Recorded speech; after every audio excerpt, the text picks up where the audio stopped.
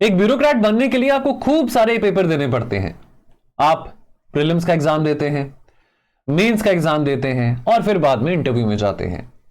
और मेंस के एग्जाम में 250 मार्क्स का पेपर एसे राइटिंग का रहता है। तो आइए इस वीडियो में जानते हैं कि एसे राइटिंग इतना जरूरी क्यों है ब्यूरोक्रेट बनने के लिए। आई नो अभी आप में से बहुत सारे बच्चे यूपीएससी प्रीलिम्स 2024 की तैयारी कर रहे हैं, बट नेवरदलेस मैं आपको यह बात बताना चाहता हूं, इस प्लेटफॉर्म पे, स्लीपी क्लासेस के प्लेटफॉर्म पे अब हर Sunday, every Sunday essay writing से रिलेटेड वीडियो आया करेगा। तो चाहे आप इस साल जाके एसे देंगे प्री क्लियर करने के बाद, या चाहे आप 2025 में अपना एसे का पेपर लिखेंगे, ये प्लेलिस्ट यूट्यूब चैनल पे बनी रहेगी जो कि आपकी बहुत काम आने वाली है। आइए समझते हैं। पहले इस बात को हम समझें कि एसे राइटिंग का पेपर जो है वो यूपीएससी डालता ही क्यों है। अब आप कहेंगे कि GS1 है, GS2 है, GS3, GS4, optional, language paper, essay writing का पेपर क्यों डालना है। अंडरस्टैंड वन थिंग कि आप एक टेक्निकल एक्सपर्ट बन के इस एग्जाम में नहीं जा रहे हैं। यूपीएससी की रिक्वायरमेंट आपसे है कि आप एक ऐसे इंसान हैं जो कि डिसेंटली वेल रेड है, यानी कि आपकी जेनरिक एबिलिटी यहां पे ज्यादा टेस्ट की जा रही है। और क्योंकि आप उन चंद कैंडिडेट में से एक होंगे जो कि आगे जाके आने वाले 35-40 साल भारत की भागदौड़ को संभालेंगे, तो यूपीएससी आपको टेस्ट करना चाहेगा आपकी एनालिटिकल एबिलिटीज के लिए। और आगे जाके चाहे आप आईएएस बने, चाहे आईपीएस बने, चाहे रेवेन्यू सर्विसेज में जाएं, आपको डिफरेंट डिपार्टमेंट्स में काम करना होगा। और civil servants they are required to possess certain skills and abilities जो कि एसए के पेपर से असेस की जाती हैं, इवैल्यूएट की जाती हैं। यूपीएससी आपकी नॉलेज और आपके इंटरेस्ट को इवैल्यूएट करता है by giving you the option. और इतने सारे टॉपिक्स आपके सामने रखे जाते हैं जिसमें से कोई भी दो टॉपिक्स, एक टॉपिक सेक्शन ए में से और एक टॉपिक सेक्शन बी में से, उन टॉपिक्स को उठा के आप अपना एसे लिखते हैं। अब इस बात को याद रखो कि आपने जो अपना जीएस के लिए तैयारी करी है, जो आपने geography, environment, polity, history, IR, science and technology, ये सब चीजें जो पढ़ी हैं, इंडियन इकोनॉमी, ये सब चीजें जो पढ़ी हैं, एसे राइटिंग करते समय आपको सबसे बड़ा पहले ये क्वेश्चन आएगा कि मैं कौन सी ऐसी किताब पढूं। क्या मुझे हिस्ट्री, ज्योग्राफी के अलावा कोई ऐसी किताब एसे राइटिंग के लिए भी पढ़नी है? नहीं। You have to be smart enough कि आपको multiple disciplines, geography, history, IR, economics, environment, multiple disciplines को कोरिलेट करना है और आपको अपनी किताबी नॉलेज को, अपनी बुकिश नॉलेज को अपने करंट अफेयर्स के साथ इंटरलिंक करना है।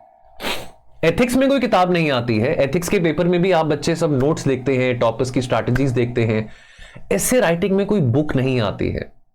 एसे राइटिंग में आपकी एबिलिटी टेस्ट की जाती है यूपीएससी के द्वारा कि आप कैसे मल्टीपल सब्जेक्ट्स को कोरिलेट करके एक परफेक्ट सिंथेसिस के साथ मल्टी डायमेंशनल एसे लिख सकते हैं। यकीन मानिए आपकी इस एबिलिटी को टेस्ट किया जाता है। और एक बात बताऊं, आप में से बहुत सारे बच्चे हैं जिन्होंने 10th क्लास के बाद कभी ऐसे लिखा ही नहीं है, और यही गलती आप करते हैं, तभी करके आपके मार्क्स उतने नहीं आते हैं जितने रिक्वायर्ड होते हैं मेरिट लिस्ट में आने के लिए। आप प्रैक्टिस नहीं करते हैं, आप किताबों के पीछे, नोट्स के पीछे भाग रहे होते हैं, जबकि आप यह बात को नहीं समझ पा रहे हैं कि ऐसे राइटिंग में आपने सिंथेसिस कैसे बनाना है। आपने अपने आइडिया को ऐसे बुनना है। छोटे होते बचपन में आपने देखा होगा कि दादी मां, नानी मां स्वेटर बुनते थे। आपने अपने आइडिया को ऐसे बुनना है, यानी कि वीव करना है in a way which makes your narrative very engaging. Now understand one thing, जो नैरेटिव है हम कहते हैं ना कि आजकल हमारी सोसाइटी बहुत पोलराइज्ड है, चाहे इंडिया है, चाहे अमेरिका है, कि नैरेटिव्स हमारे सामने आते हैं सोशल मीडिया पे, प्रिंट पे, टेलीविजन मीडिया पे हमारे सामने नैरेटिव्स आते हैं। अब नैरेटिव क्या होता है, यानी कि जो आइडिया आप लोगों के सामने पेश करेंगे, लोगों ने उस आइडिया को सच मानना है।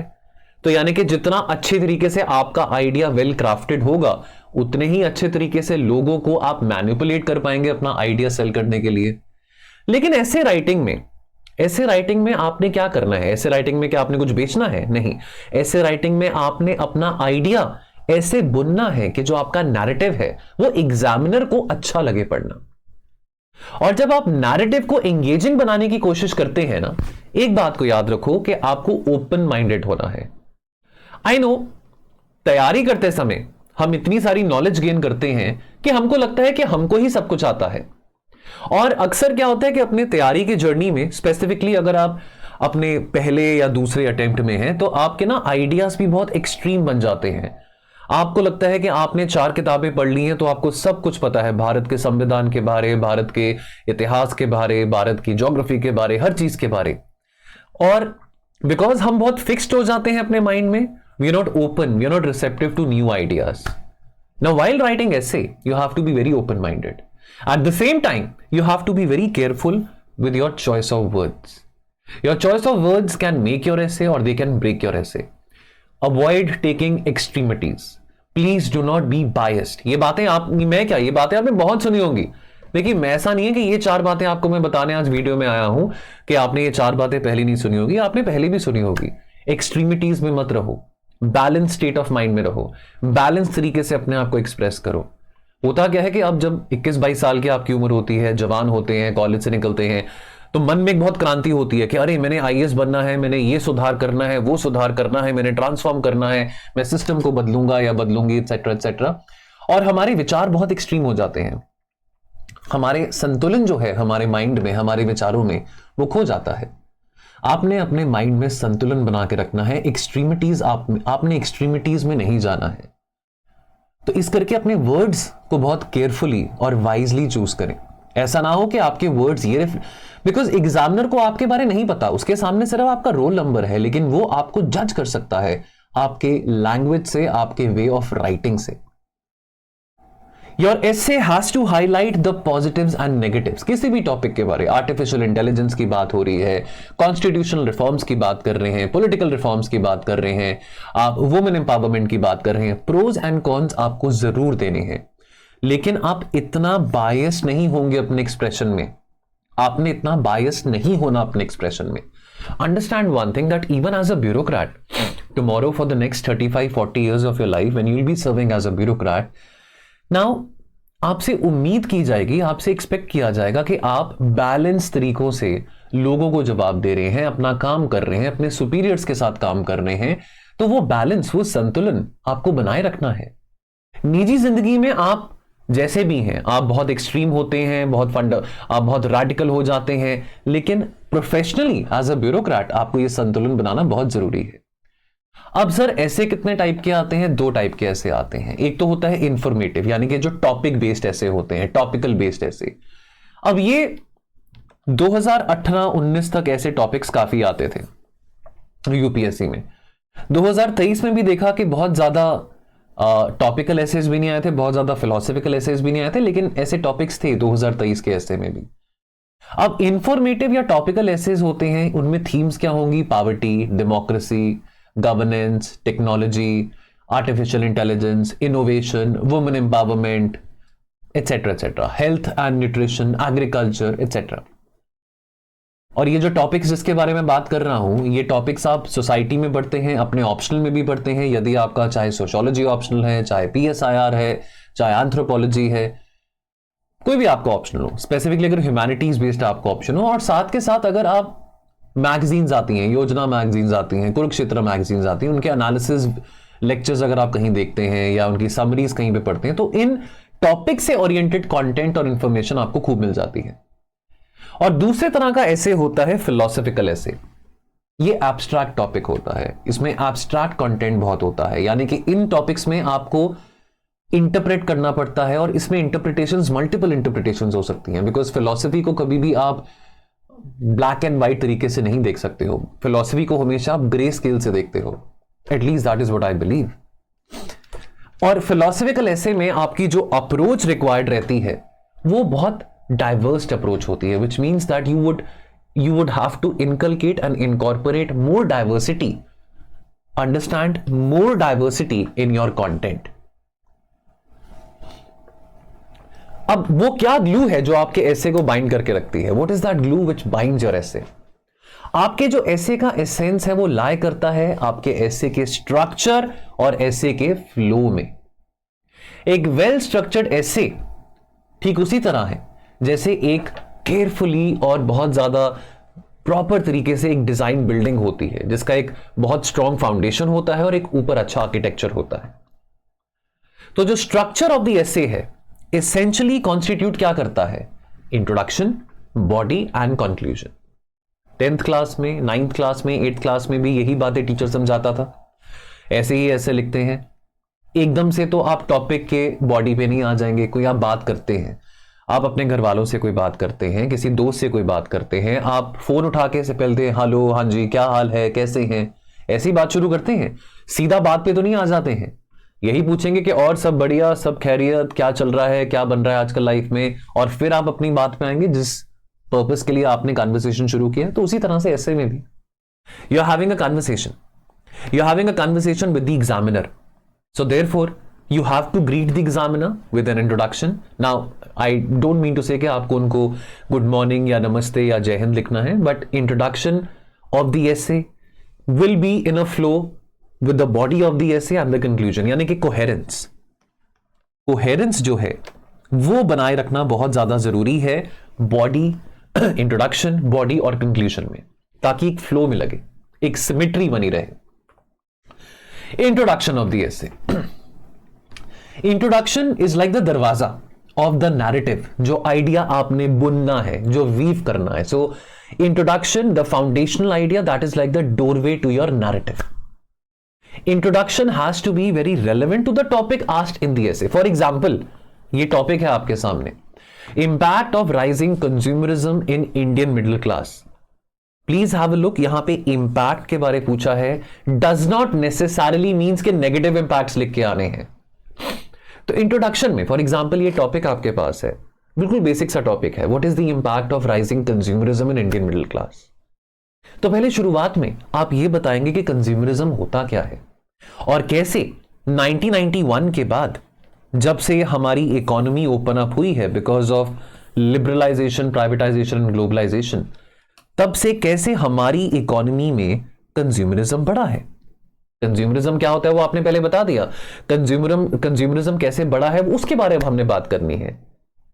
और देन आपने ये भी बताना है कि कंजम्पशन पर से for the economy is not bad, because अगर कंजम्पशन इकोनॉमी में होगा तो ही हमारा जीडीपी ग्रोथ ड्राइव होगा, तो ही जॉब क्रिएशन होगा। एंड देन इवेंचुअली बॉडी में जब आप जाएंगे तो आप उसका इंपैक्ट इंडियन मिडिल क्लास पे क्या है उस पे आएंगे, पॉजिटिव्स और नेगेटिव्स दोनों। अंडरस्टैंड वन थिंग, ये बात मैं अपनी यूपीएससी जर्नी से समझा हूं, बिकॉज शायद पहले मैं भी बहुत चीजों को ब्लैक और व्हाइट स्केल में देखता था, लेकिन परहैप्स प्रिपरेशन फॉर यूपीएससी आपका माइंड इतना खोल देती है कि आप हर एक चीज को ग्रे स्केल से देखना शुरू करते हो।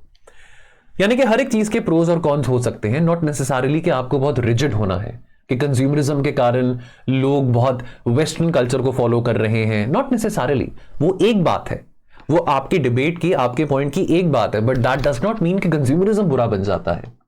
तो मैं एग्जांपल आपको दे रहा हूं कि इंट्रोडक्शन में आप चाहे कोटेशंस लिखें, चाहे आप एक स्टोरी से शुरू करें, कोई एनेक्डोट देना चाहें या कोई हिस्टोरिकल एग्जांपल देना चाहें, आपकी मर्जी है, that is absolutely your call.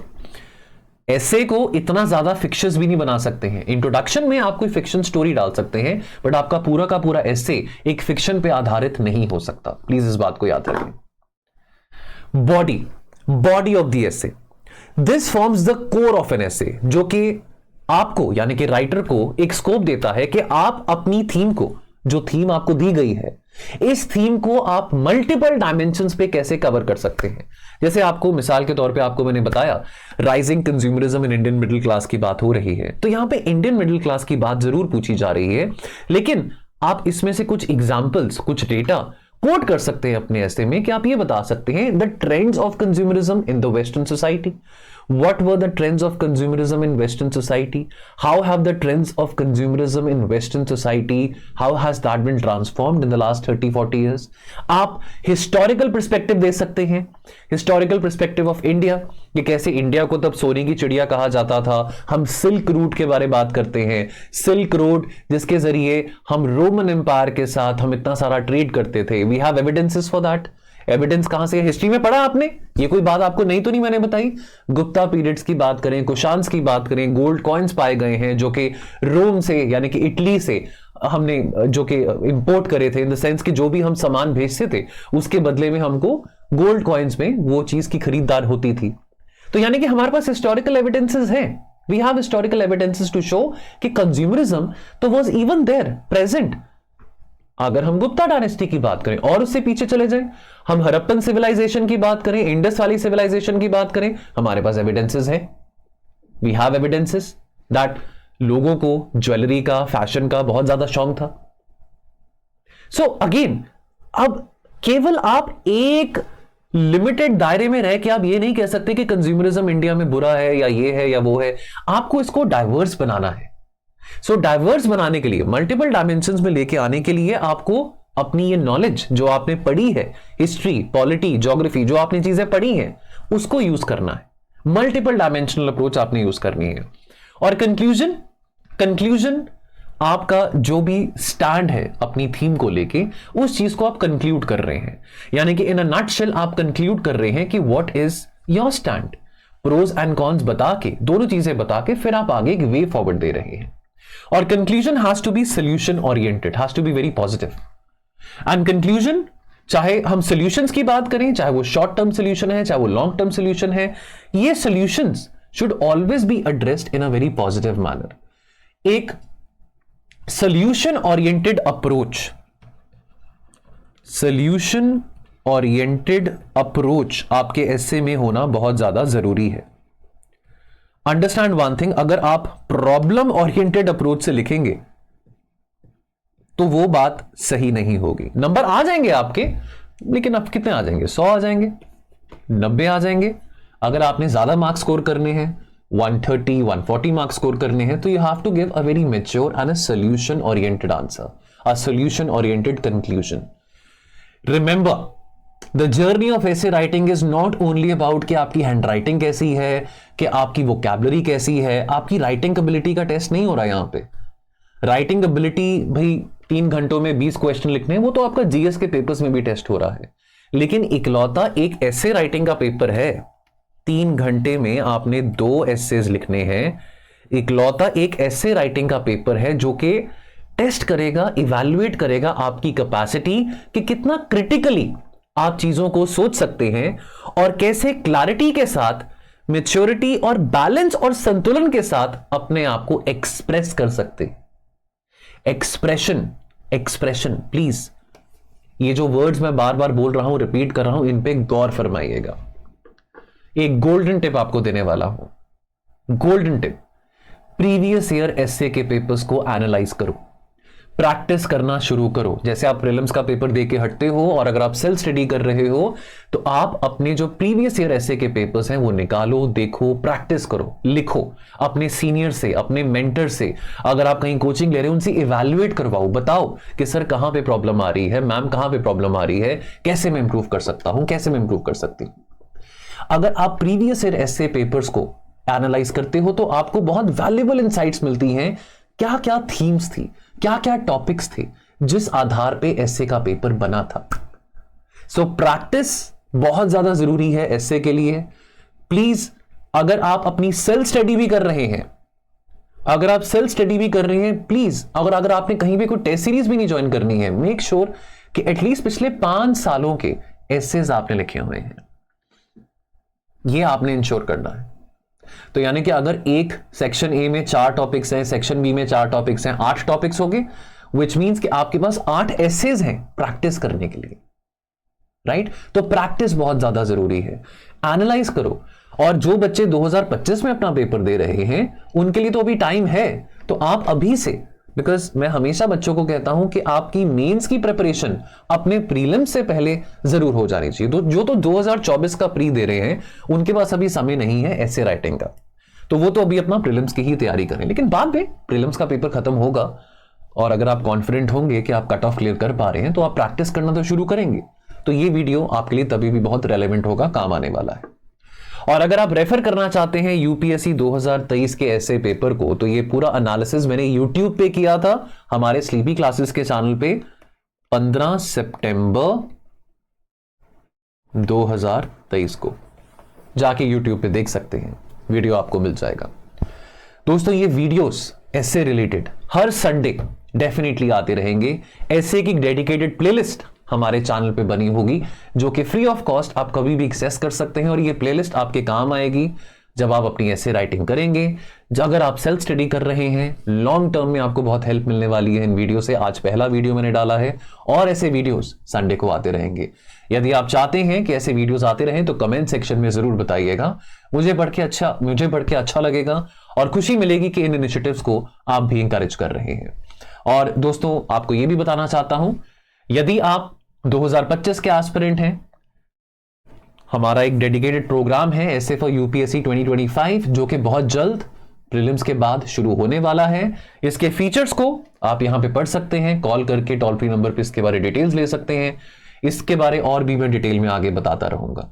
चलिए मिलते हैं बहुत जल्द। Thank you so much, take care.